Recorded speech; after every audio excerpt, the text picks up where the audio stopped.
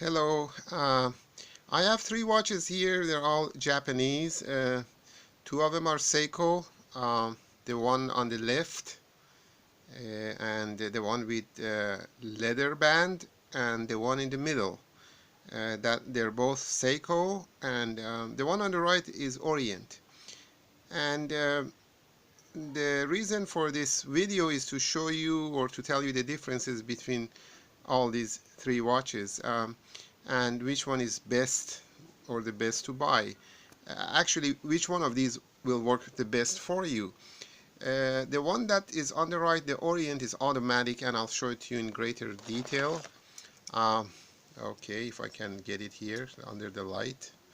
Yeah, I don't have any equipment here, so don't have any professional equipment. Let me see, this is too much light, so I just adjust the light.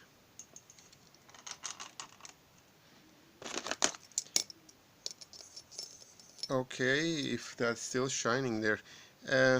Anyway, as you see, this is the Orient Automatic, and I think it's waterproof to 50 meters. Anyway, it's not for diving, and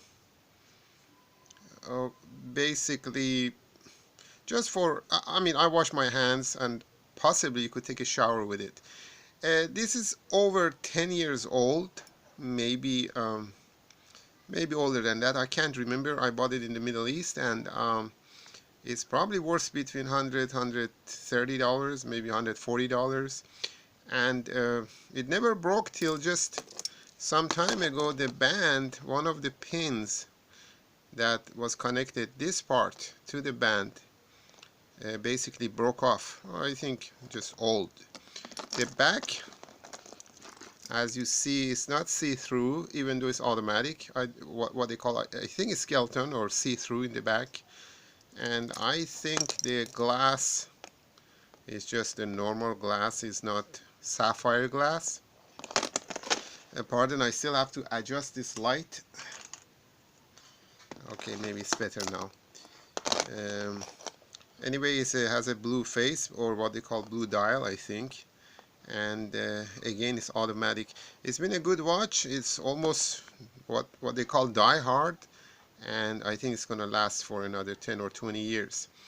Okay, it's automatic. So most people out there that are into watches, if you're a beginner or if you're advanced or if you're like a watchmaker, then you already know a lot more than I do. And this doesn't need any winding. I'm sorry, I'm keeping it the wrong way. This basically needs movement, and the movement makes that wheel or half a wheel or whatever the name is inside, it moves it. Your wrist, as it moves, as your hand moves, the motion of the wrist makes that half wheel turn, and that in turn basically moves the whole mechanism. The nicest thing about this watch or automatic watches are that they never need batteries.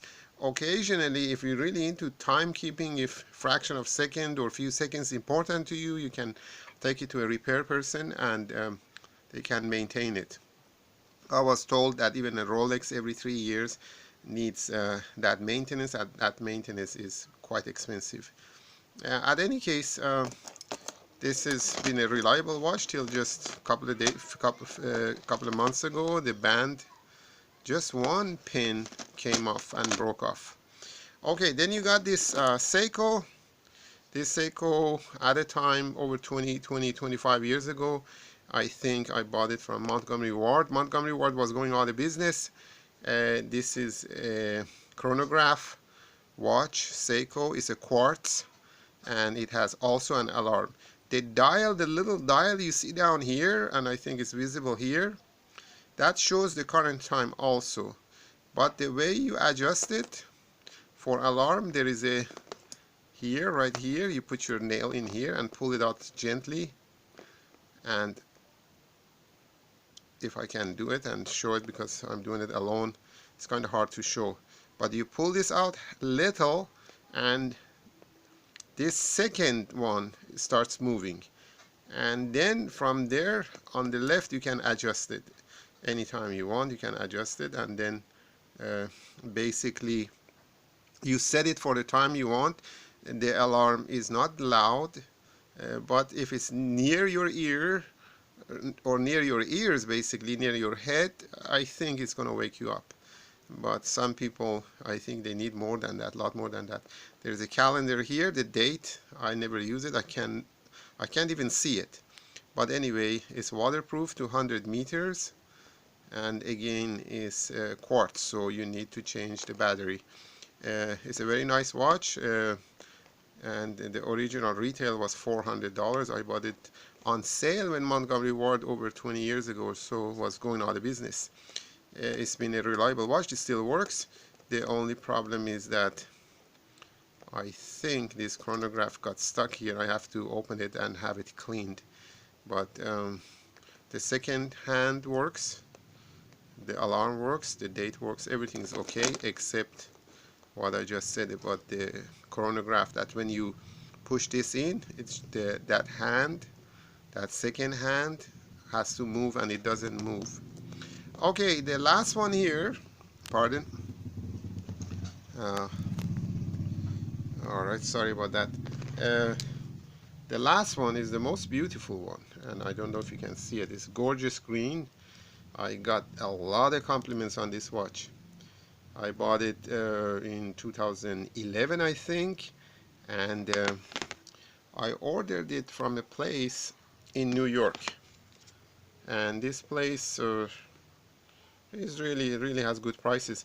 I don't know how much I paid for this, maybe close to $200 or a little bit less. And it's the technology is what they call Kinetic. And Kinetic is basically half quartz, half mechanical. The way I look at it, I call it like semi-mechanical, semi-quartz. It still has a battery, so it's precise. And this watch basically, let me bring it closer to you. Sorry about this shine, I don't know what to do with it. This watch is basically half mechanical, half quartz. And then I think it's 100-meter waterproof. Let me see if I can maybe turn off this light. Maybe this will help. Pardon 1 second. Okay, maybe. At any case, as you can see, it has a date, 100-meter waterproof, and it's gorgeous, gorgeous screen. Now the back is see-through. You can see that moving part. I call it wheel. I don't know if there's another name for it, but it's right here. You can see it, and I think if you look closely, that is a battery in there, the yellow battery. And the problem with this watch is that I bought it thinking that's going to last for years, and I think probably lasted for years, but I only wore it for a year or so, and then I put it in storage. And what happened to it, I think the battery died. And the problem with these batteries is because Seiko, I think Seiko, this particular model is called Kinetic, and because this battery is rechargeable. Every time you move that wheel, instead of moving the wheels in the mechanical watch, it charges that battery. I think it also has a capacitor in it. I don't know much about electronics inside of it, but at any case, it still has that battery, and that battery has to be charged. Now there is a button on the right side, and this little button, when the second hand comes to the 12, you can click it, and depending on where it stops, it tells you how much you have reserve in your battery. That's a really nice feature. And I think, I don't know if I mentioned, it also has that calendar, the date. At any case, the problem with this one is that since the battery is rechargeable, it's rather expensive, especially if you're overseas. If you're traveling, the price varies from one country to another. Where I was recently, they quoted me $60. Like, that's a lot of money to pay for a battery. And I think the sales lady says the battery comes from China. But anyway, who's going to pay $60 when you can buy a brand new, I think Seiko, even lower models, but you can buy a brand new Seiko or Citizen for $60 or $50. At any case, so you got this what they call I think Kinetic, Seiko call it Kinetic, and this is Quartz. This is the old-fashioned Quartz. This battery is a lot cheaper, and I think I changed this battery myself. If you can open the back, and there is a simple tool you can buy. You see where those marks are. You can, I think, stick it or put it inside this one and the one across, and it will open.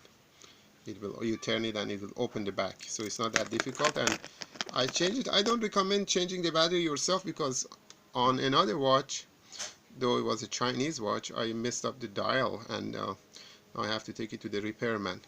Okay, so you got this Orient. This Orient is die-hard. This is chronograph with alarm, and also this watch here, which they call Kinetic. And now, which one is the best for you? I mean, what is the best? It could mean different things to different people. But to me, the one that doesn't die, is practical, doesn't need a battery, of course, is the best. The problem with it is that if you don't have it on your wrist and you take it off, depending on the mechanism of the watch, some of them last 20 hours, 40 hours, and like some models like Hamilton has 80 hours. I even seen, which watch? I don't know if it was Baume or Baume and Mercier, the Swiss watch, that had one for 120